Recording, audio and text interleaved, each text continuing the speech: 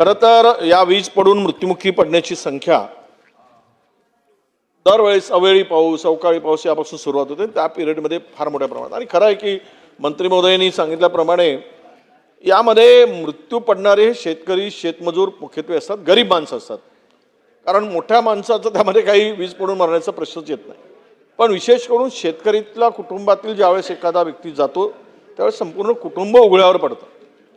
म्हणून मला एवढाच प्रश्न आहे की ते 4 लाखाची मदत तुम्ही जे मदत बोललात की 17ला सुरू झालं, 17 पूर्वी सुद्धा ही योजना सुरू होती. जरा आपल्या विभागाकडून माहिती घ्या.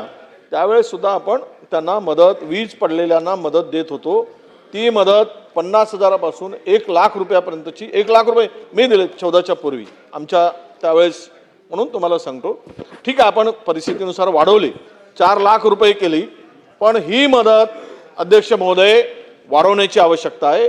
4 लाख रुपयांनी ते कुटुंबाचं जे काही होत आहे, जरी नैसर्गिक आपत्ती झाली वाघानं मारलं तर 15 लाख रुपये 25 लाख. आता वाघ मारल्यावर 25 लाख आणि वीज पडल्यावर 4 लाख, म्हणून ही रक्कम किमान 10 लाख रुपये करावी. असं आहे तुम्ही दिलं तर आम्हाला आनंद आहे की शेवट तुम्ही शेतकऱ्यांसाठी काम करता हे मेसेज जाईल आणि तो द्यावा, मजुरांसाठी द्यावा. म्हणून अध्यक्षमध्ये स्पेसिफिक प्रश्न असा आहे की किमान ही 4 लाख रुपयाची मदत आहे ती 10 लाख करावी आणि ते आता घोषणा करावी अशी माझी मंत्री महोदयाकडून हात जोडून विनंती आहे. कराल का?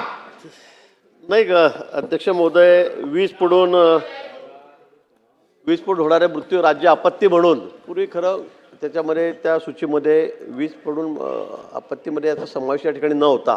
म्हणजे राज्य आपत्तीमध्ये व्यवस्थापनमध्ये नव्हता आणि केंद्राच्या याच्यामध्ये नव्हता. म्हणजे पूर्वी मी आपल्याला सांगेल की जवळपास याच्यामध्ये राष्ट्रीय आपत्ती व्यवस्थापनमध्ये चक्रीवादळ, दुष्काळ, भूकंप, आग, पूर, सुनामी, गारपीट, भूस्खलन, हिमस्खलन, ढगफुटी, टोळधाड, थंडीची लाट किंवा शीतलहर याचा समावेश होता. नाही याचा समावेश होता, माहितीसाठी सांगतो. पण नंतर 6 राज्यातर्फे आपण या आपत्ती व्यवस्थापनमध्ये याच्यात आपण ज्या अधिसूचित केलेल्या आहेत आपत्ती म्हणून, त्यात समुद्राचं उधाण, आकस्मिक आग, अतिवृष्टी, अवकाळी पाऊस, वीज कोसळणे आणि सततचा पाऊस हे 6 आपण त्याच्यामध्ये त्याचा समावेश या ठिकाणी करून गेला आपत्तींचा. आणि आपण जे म्हणतो ते खरं करतं याच्यामध्ये कुठेही मृत्यू पडला तर आपण त्याला 4 लाख रुपये देतो. अपघात असेल, कुठे काही नैसर्गिक आपत्ती असेल तर 4 लाख रुपयापर्यंतची आपली मर्यादा त्या ठिकाणी आहे. आणि म्हणून आपण ज्या सूचना केल्या आहे निश्चित आपण त्याचा विचार करू. माननीय मुख्यमंत्री महोदयांची आपण या संदर्भात चर्चा करू.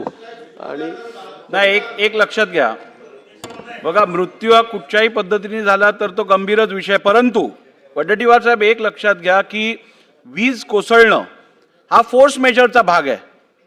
हे नैसर्गिक आहे, त्यात कोणाचा कंट्रोल नाही आहे.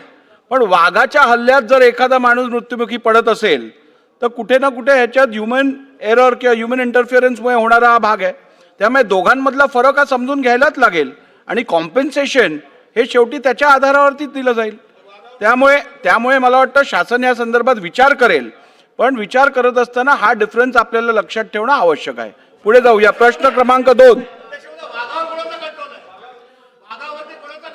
वाघावर सध्या कोणाचा कंट्रोल आहे हे अस्पष्ट आहे.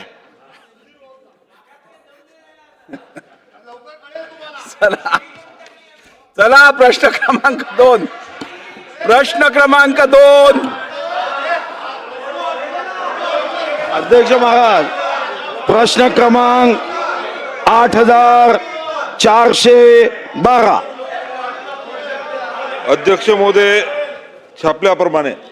अध्यक्ष महाराज, आपण राजकीय नेत्यांना निवडणुकीला उभं राहण्यासाठी शिक्षण अनिवार्य केलं नाही.